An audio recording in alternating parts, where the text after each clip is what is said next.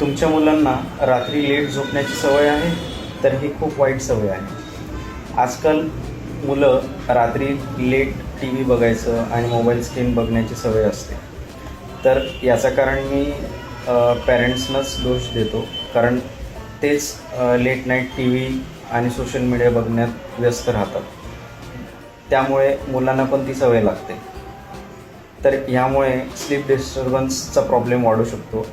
Sleep डिस्टर्बन्समुळे growth आणि brain development म्हणजेच focus, attention आणि कॉन्सन्ट्रेशनमध्ये प्रॉब्लेम होण्यास सुरुवात होतात आणि मुलं चिडचिड आणि रागिष्ट होतात.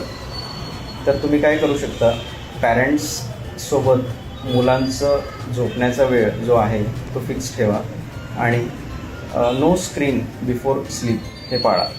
अजून व्हिडिओसाठी फॉलो जरूर करा. धन्यवाद.